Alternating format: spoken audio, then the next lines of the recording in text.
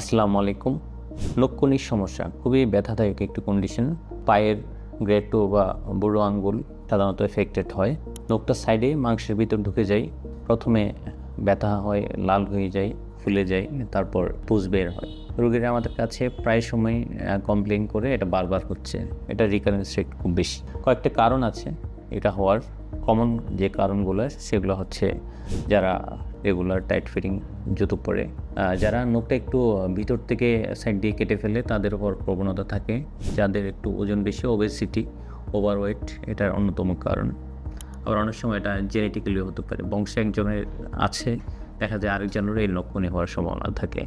এটার চিকিৎসা প্রথমে আমরা অ্যান্টিবায়োটিক দিয়ে একটু ইনফেকশন বা পুজ বের হওয়া যেটা সমস্যা থাকে এটা কন্ট্রোল করি। আর এটার মেইন ট্রিটমেন্ট হচ্ছে সার্জারি। আমরা যেটা করি সেটা হচ্ছে partial nail avulsion with matrix ablation. আমাদের কাছে বেশিরভাগ রোগীরাই আসে অন্য জায়গায় অপারেশন করেছে, একবার, দুইবার, তিনবার অপারেশন করে ভালো হচ্ছে না। এটার অন্যতম কারণ হচ্ছে শুধু পার্শিয়াল নেলটা তারা অ্যাবালশন করে দেয়, মানে নখটাই কেটে দেয়, কিন্তু ম্যাট্রিক্সে হাত দেয় না। কিন্তু যেখান থেকে এটা সমস্যা হচ্ছে ভিতর থেকেই ম্যাট্রিক্সেও অ্যাবলেশন করে দিতে হবে।